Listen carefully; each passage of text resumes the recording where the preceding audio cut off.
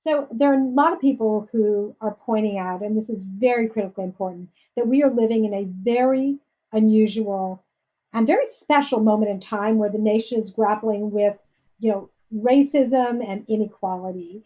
And, in your position as mayor, what do you recommend to aspiring students who really want to help build systems that are actively anti-racist and foster a more equitable society? Yeah, well, I think first of all, it's understanding that this is a marathon, not a sprint. I mean that we're talking about 400 years of a history that we're confronting with. Which doesn't mean we have to be nihilistic, and it doesn't mean we don't need to push and demand, but it does mean we need to be realistic and understand that we have to take care of ourselves and have a strategy for the next 50, 60, 70, 100 years. Number two, I think with Stanford comes immense privilege. And I tell people all the time, don't apologize for your privilege, but put purpose to it.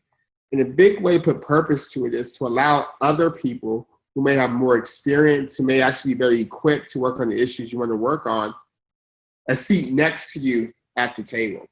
I think one of the things I'm conscious of as mayor is making sure I bring as many people in with me to the table, because I know that I'm able to get there because I went to Stanford, I'm the mayor, and they may not, although they're more impacted by what happens after this decision than I'll be, because my privilege insulates me from a lot of the insidious impacts of bad policy oftentimes.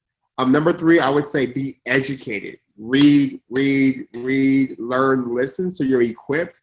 And number four, understand that no matter where you go, because what we're talking about in terms of racism, white supremacy, is ubiquitous, meaning that it's not just in politics, it's not just in policing, it's in every institution in our country, which means when you're in the tech boardroom, when you're creating your startup, when you're no matter what you're doing, you have to actively make sure you're fighting against and not perpetuating the systems you want to change. And then we also have to acknowledge that for some of us, there's real benefit to the current system. And to understand that in changing these systems, you may be giving yourself less privilege. You may be giving yourself less authority. You may be giving yourself less opportunity to drive the agenda. And be comfortable with that, because that's part of this process, is understanding that so many folks have been excluded, marginalized, meaning that if we bring more people in, you might not have as large a slice of the pie as you may be used to enjoying, which isn't a bad thing. But I just want to be really realistic about this is what we're talking about. We're talking about bringing more people in, expanding opportunity, and giving the ability to lead, the ability to be part of the conversation to folks who have traditionally been left out and marginalized, which means some of us have to shut up. Some of us have to be quiet. Some of us have to listen and lead that way.